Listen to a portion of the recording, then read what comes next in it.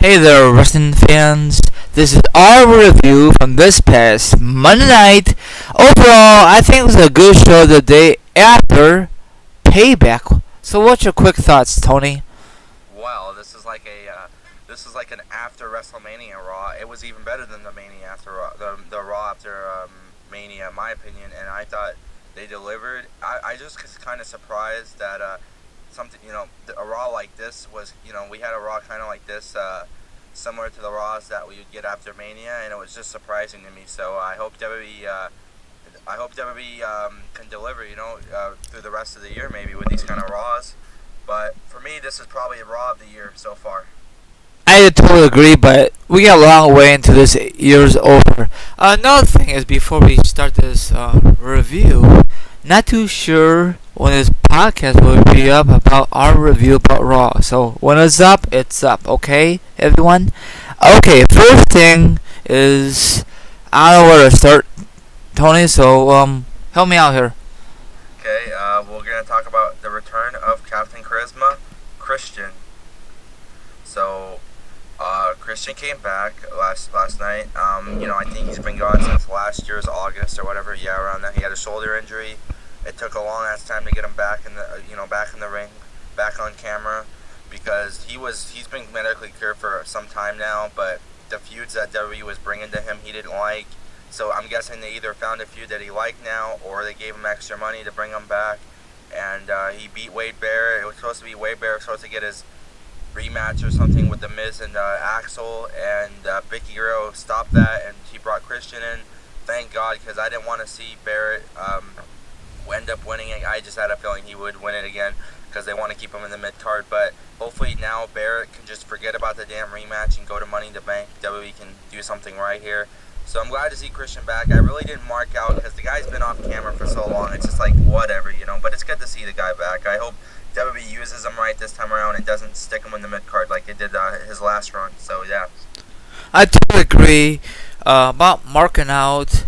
You can't really get marked out anymore because social media really ruins wrestling overall. You got this app, you got these, Facebook, Twitter. It's everywhere. Pictures. It ruins the whole damn product. You know what I'm saying, Tony?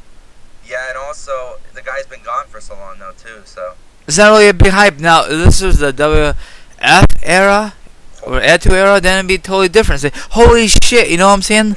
Then you can't really get what I just said a few minutes ago, but it's good for him back on TV. I just hopefully they use him correctly. And another thing is, I want him in a major title picture, maybe for WWE or a world title shot. You know what I'm saying, down the road. Hopefully in the summer or maybe in the fall. You know what I'm saying, Tony?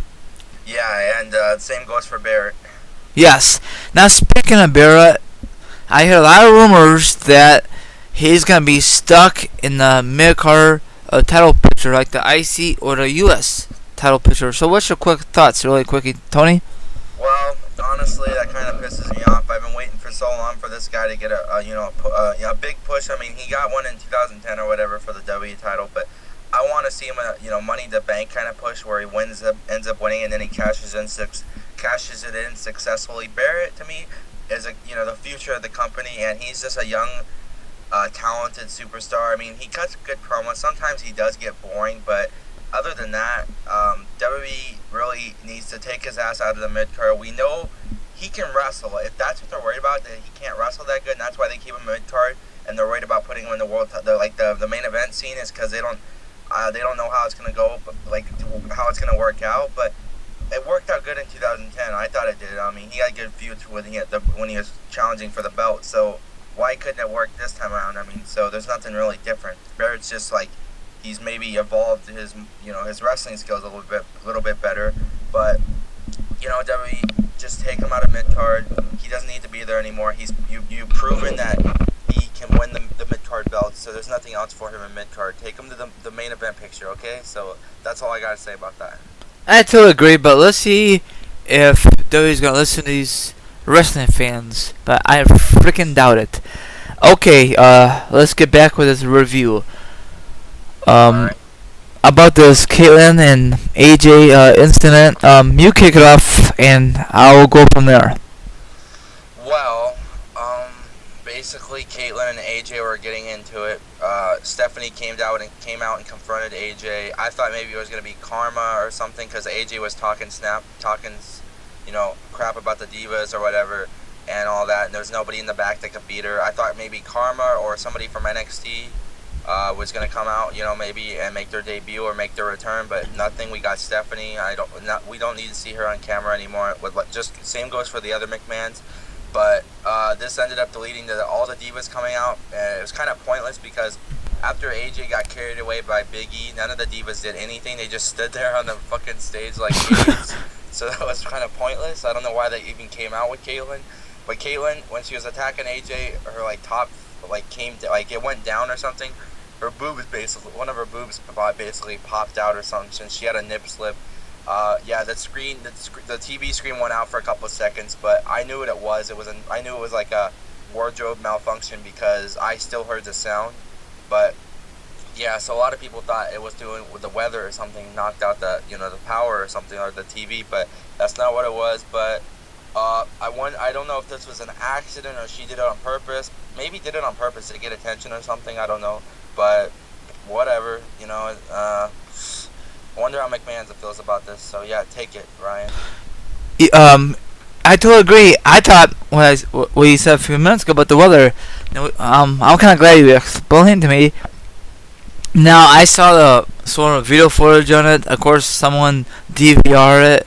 I know she's feel very embarrassed, and probably she got chewed out by McMahon backstage. But things happen, and we will never know if it's played out, a mistake, or malfunction wardrobe, but we'll never know, Tony. But let's move on. What was the next thing on Raw? Was good. Antonio Cesaro's new gimmick. Yeah. So. Yeah. Go. I think this whole thing. Hold on. I think just because Jack Swagger is not in the mix, they got put this guy who is very, very boring. I don't give a shit what anybody says. I know he was very good with the U.S. title holder, but he hardly defended it, not like CM Punk did. You know what I'm saying? Like on Raw reviews. And look, come on now. We the people. Yeah. Oh my gosh. We'll get with Jack Swagger in a few minutes, but this new gimmick he's gonna have, and he's gonna join forces with what's his name again? Swagger and Coulter. Oh my gosh! So they're gonna go for a tag team belts down the road? That'd be dumb. Very, very stupid, but that's just my opinion, Tony. So, what's your quick thoughts before we move on to the next discussion? Well, honestly, it doesn't matter what gimmick they end up giving this guy. It does not going to matter. He's going to be boring nonetheless. It doesn't matter if you bring him out on an ATV drinking a beer or something. It wouldn't matter, honestly. This guy is a boring motherfucker, in my opinion. And honestly, I just see him getting released. I don't like the guy. I wish he would get released. That's my opinion. So if anybody has a problem with it, I'm sorry, but that's how I feel about it. I mean, the guy's just plain simple boring, and maybe if they bring his tag team partner from ROH into the main roster, he's on NXT. I mean, that guy can wrestle, so if they bring his ass, maybe they'll make a tag team. But for right now, he's with Zeb Coulter and Jack Swagger. Now he's saying, oh, "We the people," all that bullshit. Pretty boring, and I guess the yodeling gimmick didn't really work out for him. So it seems like they change his gimmick every fucking week. Yeah, I wonder how he feels. I know he's getting paid, but still, come on, stick with the gimmick, WWE. Stick with the gimmick. Thank you very much. So yeah, that's kind of that. WWE doesn't seem to make up their mind. They're making themselves kind of look like fools because apparently, before it was before it was Zeb Coulter not liking people that come from other countries to this country, immigrants. But now he likes Antonio, and Antonio did come from another country, and Antonio didn't like Americans, but now he's hanging out with Swagger and Zeb Coulter. WWE, you know how stupid that you're making yourself look right now? Yeah, this whole build-up leading up to WrestleMania was a complete waste. Fail. Yeah, fail. Because I think that was a bad storyline. I don't give a darn what anybody says. It was a bad gimmick. I hate it. Another thing is, I totally agree. We saw McMahon, we saw Stephanie, we saw Vince back in the day. Why do you want to relive Armageddon 99 once again? But whatever. I just hopefully we will not see a Triple H versus Vince on pay-per-view or Raw. You know what I'm saying? Hopefully they just avoid that mess. You know? Don't even say that. It's gonna give me a damn migraine. Yeah, please. I mean, it was a great idea back in the day, but now it's 2013, almost 2014. I'll come up before you know it, my viewers. You know? Yeah, come on. We don't need the McMahons anymore. Keep their asses off camera. I wouldn't mind seeing Shane in the mix again, maybe, because we haven't seen him. It's like he's not out of. I wouldn't mind seeing Shane one more run. Yeah, I mean, I like that because Shane is a high flyer, and I know he's old, and I know he could get the crowd going, and I don't know, maybe he'll show up. But I freaking doubt. I think his WWE days are completely over, but you never know. Yeah, you do never know. It's a possibility. What if Shane and Triple H teamed up to face McMahon and a partner of his choosing or something? Oh God, it feel like the King Ring 2000 all over again, you know? Oh yeah, it does, huh? Yeah. Okay. Let's continue this review. What's another thing was very good this past night? The so-called Mark Henry retirement. So go ahead and start it off. I just had a gut feeling.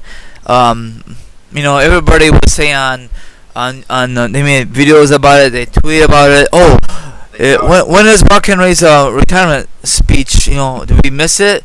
But first is John Cena. Of course, he's gotta hug up the freaking spotlight because he's the champ, and he's gonna say the same old stuff over and over, week after week. And and I said to myself, he should say the champ is here. The champ is back, especially if he loses the belt or he just maintain it. You know what I'm saying? Yeah, but he said the same stuff. I know he gets a little irritated, and I'm kind of glad that Ryback was not there because he said the same stuff lately. Ryback rules. Come on now. He does not rule. All the smack he's been talking about for weeks and weeks did not pay off.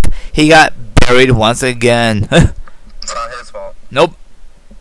But back about this Mark Henry, that was a great speech. I did not get fooled.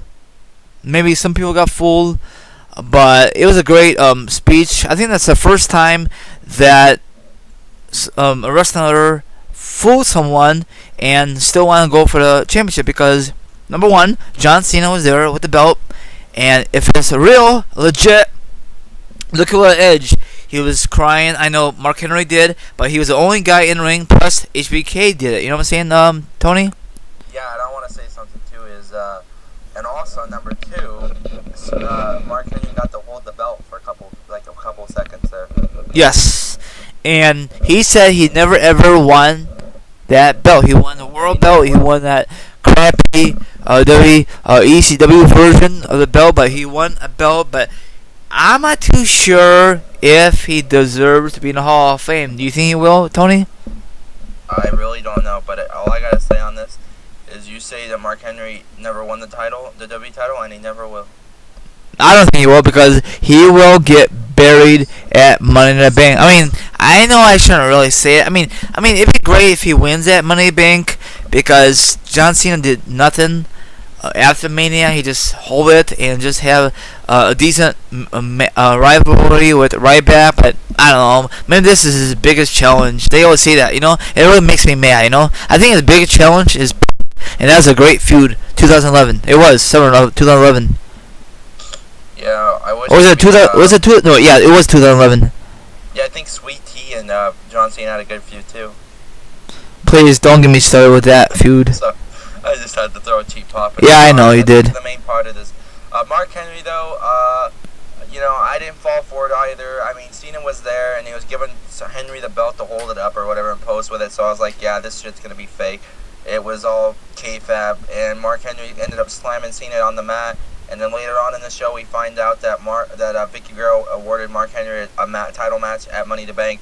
We all know what's going to happen here. The same result. Cena's going to be on top, and then his opponent's going to be down. So yep, with the belt. So he's gonna tap like a little bitch he is, but it's good. I mean, no offense, but all this build up, of course, Cena gets knocked out and gets his ass kicked.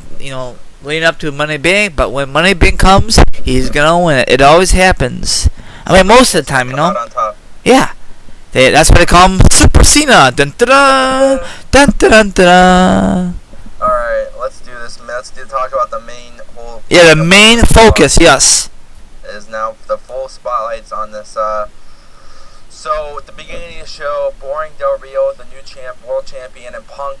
They had a segment, and this led to them being in the main event. And Punk ended up winning because Del Rio ran away like a little bitch. And then Dolph attacked Punk on the stage, and all this. And I've heard rumors that apparently Dolph is now going to be a face because he gets over better. Like, the fans like him either way, so they're going to turn him as face, which I guess it doesn't really matter. I'll like the guy either way. Yeah, me too. But Del Rio's obviously going to be the heel. But apparently the rumors going around that Dolph is gonna win Money to Bank for the world title contract, and he's gonna cash in. So, what's your thoughts? It doesn't make no fucking sense at all, but you know how WWE thinks. We don't need to see it again. Huh? We don't need to see the same guy win the Money Bank. No, I know Punk did in the past, but you know, I like to see new guys. I know it's gonna happen when Money Bank comes around the corner. They're gonna have like former world champions, and same thing for the former WWE champions. Why they can't do it for on Raw? New guys, same thing for SmackDown. Maybe they don't want to take a chance because nobody want to watch a pay-per-view with no names. You know what I'm saying? Who's not really that popular. Yeah, you know? I want to see like they used to do back in the day, the qualifying matches. Yes, I guess that's too much airtime, but they have 3 hours of Raw. You know what I'm saying? So they could use that. You know what I'm saying? Yeah, exactly. But whatever. And another thing is, we both discussed that they should have one fucking briefcase. Not to say Raw and SmackDown, just make it black like they used to do back in the day, you know? Because they're not split brands. No more, no. WWE, I don't know. Nope. And I know they don't call it Raw Super Show anymore. Raw SmackDown Super Shows. Look at Randy Orton. Usually, sometimes he goes on SmackDown. You know what I'm saying? They jump ship. And he's on Raw. Most of these superstars, well, most of them are on Raw and SmackDown. Some of them are mainly stay on Raw. So, but most of the part, they're all both shows. Yeah, look at Dolph. He was on both shows. So I don't know, W. They don't think. And this past Sunday when I was at Payback, the place erupted for Dolph. So I guess that's how they decided to make him back face. You know what I'm saying? And I like Dolph, heel, face. Now the real, it really don't matter because he's boring as hell. Same goes for Miz. Same thing for Orton. Yep, same, and the list goes on and on. Maybe the same thing for Ryback, would you say? Yeah, I mean, I think Ryback is better as a heel than a face. I mean, that's just my theory, but he's got to stop saying the Ryback rule because it's getting played out already, you know? Yeah, so basically Dolph attacked Del Rio and Ricardo Rodriguez, and he chased them to the back. This is probably going to end up leading to them having a match on Raw, SmackDown, or at Money in the Bank. Hopefully, Dolph won't be entered in the Money in the Bank, because if he does, I'm just going to have a slight feeling that he'll win it. But, so basically, Punk gets his hand raised, and then bam, Brock Lesnar's music hits. And now I told Ryder, I told him on Facebook, before any of this shit happened, I told him, I had a feeling, I was like, we talked about this too. If it wasn't going to happen at Payback, Brock Lesnar making his appearance, it was going to happen on the next night on Raw. What happened? It did. I was right. I predicted it. I was the first one to say it, or the first one to say anything about it, and it came true. I just had a feeling. But see, I wasn't on Twitter at the time, but after the show went off the air and all that, there was pictures of Brock on I looked and I noticed before Brock even came out. This is after the show that I seen these pictures, but before Brock even came out, they had pictures of him backstage for WWE Twitter. Oh, really? What does that tell you? Yep. And social media ruins the show. It does. And people are saying Brock's gonna come out. Like, there's a bunch of people that were tweeting that were at the show saying they seen Brock backstage. See, and a lot of people thinks that this match will go down at Money Bank. No, Money Bank is just an average show. I mean, they have a great star power. I hopefully it's confirmed. Mark Henry versus John Cena. Has it been confirmed really? Yes. But is it kind of too early to confirm it? It's only in June still. Yeah, true. But honestly, if oh, they want to start the build up now, huh? Yeah, I think so. It makes sense. But how do I say this? Basically, Lesnar came out and he ended up getting in the ring. It looks like he was gonna say something, but maybe I think he should keep the promos to CM Punk, cutting the promos to CM Punk. Brock's not the best at cutting promos, but that's why he's had Paul Heyman all these years. But what happened is Brock ended up giving CM Punk the F5, and that was that. And I didn't really mark out. I was happy to see Brock because I'm happy now that they're going to set up this feud for SummerSlam. But it's just I knew it was going to happen. I mean, I didn't see no pictures or nothing about rumors like online it was going to happen, but I had a feeling it was, and bam, it happened. So that's great. And also, all you people out there, oh, it's going to happen Money Bank. Well, it's said now that it's going to happen at SummerSlam. Money Bank, like you said, Ryan, is an average pay-per-view. SummerSlam's this pay-per-view of the summer and all that. So why would they have it at Money to Bank? That would make no sense. That would have to be the main event, I'm thinking. But main event's going to be, Cena, Super Cena, and Mark Henry. So, yeah, talk to us a little bit about the Brock and CM Punk confrontation. Well, I think it was awesome. No, I didn't watch it live because I was doing some stuff, in my pool.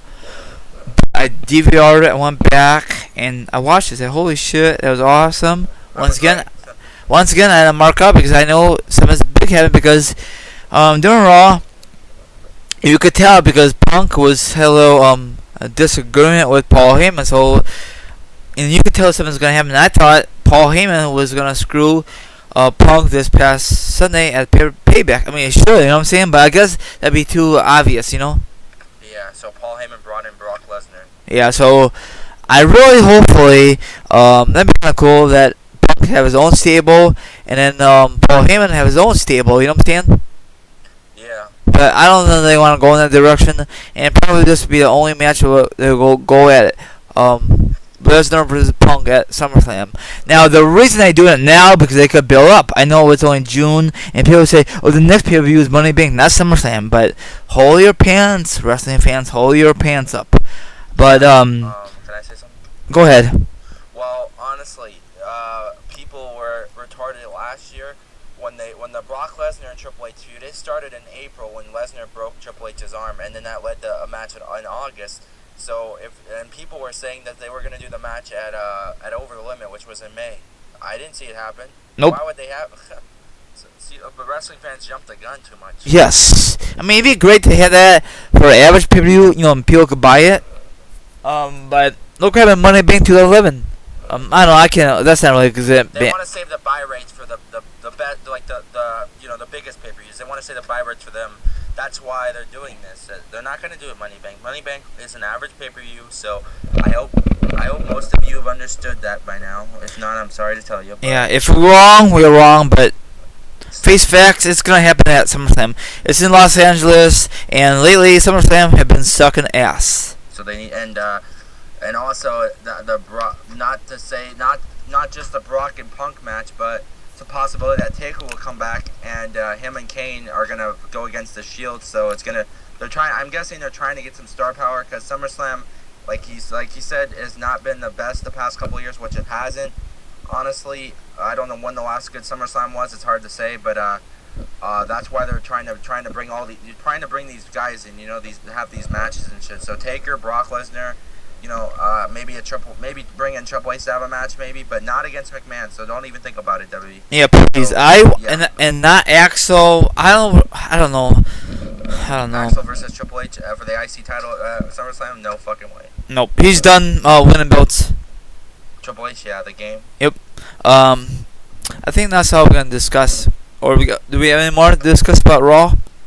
Honestly, I'm gonna say that's it pretty much. And so I want to point out though is if you're wondering, well, why do you guys wait till like 2 or 3 weeks to do another Raw review? Because really the last couple weeks there's been nothing really big or anything that's really talk about. That's why we haven't done one for a couple of weeks, and now that's why we're doing one now. So that's really the only time we'll do Raw reviews, kind of Raw talks, is like when there's something big or something that gets people talking. Like that's the only time we'll discuss it. But other than that, when there's just an average 3-hour show, yeah, we're not gonna worry about wasting our time. Yeah, that's correctly. Okay, let's switch gears really quickly. I know this past Tuesday, or whenever this is up, is a release of Extreme Rules 2013 on DVD or Blu-ray. So Tony, are you gonna pick this bad boy up? Hell to the fuck yeah. I like the cover. Of course, I went to .com shop. No Blu-rays. I guess it's only in stores only, right? Pretty sure. Yeah, the Blu-ray. It's been confirmed by WWE News that and I'm thinking about picking up the Blu-ray. I'm gonna I'm going to probably end up getting the Blu-ray, maybe the DVD. I'm gonna compare the prices at my Walmart to see, like, obviously Blu-ray, but I'm gonna like look on Best Buy and see, like, probably Best Buy would be like higher price than Blu-ray, but I might just end up getting the Blu-ray. I don't know. It's really not that often I get WWE Blu-ray. So yeah, but whenever you guys are watching this, which today is Tuesday, if that's when it'll be up, that's when Extreme Rules came out today. So if anybody forgot, go pick it up if you liked it or you want to add to your collection. I probably will end up adding it to my collection. So yeah. Yeah, it just don't make no sense. If WWE wants to promote this on Blu-ray, why it was on the official website? I know the DVD version, but not the Blu-ray. But I just hopefully it's on both countries, U.S. and Canada. Correct? Is it? I don't know, but as long as it's for us in U.S., so yeah. Oh yeah, next Tuesday, June. Let's see here. Let me look in the freaking calendar before we end this podcast. Next Tuesday, June 25th, is the War Games on Blu-ray and DVD, and that cover looks awesome, and I'm definitely gonna pick it up to add to my Blu-ray collection. What's your thoughts, Tony? Real quick. Yeah, I don't know about that. I might pick it up. Probably won't though. Oh, I know I was not a huge WCW fan, but I like to relive history, you know? Yeah. I know the old school WCW fans will pick that bad boy up. I know a while back we made a separate podcast on it, so if anyone wants to listen to it, check that bad boy out. I know a lot of people are wondering, I kind of messed up on stuff because I've been got comments on it, so that's kind of good. Thanks for listening on it. I know I don't have the best knowledge of wrestling, but I try my best. Right, Tony? Yes, you do. That's all we can. That's all any of us can do. And yeah. Also, I'm gonna say right now is please go check out his Man of Steel review on his channel, and check out. He just posted this morning the review of Payback we did yesterday. So check that out. That's up. Both of those are up on the Team Right channel, and that's all I gotta say about that. Yep. And no wrestling fan is perfect to discuss about wrestling. That's the bottom line, because Team Right says so. Agreed. And the other thing is, hopefully this audio is good. I know you guys could hear me clearly. I'm not too sure if you could hear Tony. If you can't, just crank it up on your end. I'll try my best to fix my freaking audio until I fix my stupid built-in laptop sound. I gotta take it in somewhere. Probably my mom's friend. He's a computer genius. So that's about it. Have a good one. We both sign off. Thanks for listening. And this is another edition of Raw Review. Later, everyone. Champs are out of here. Yeah, Tag Team Champs out of here. Yep. Goodbye.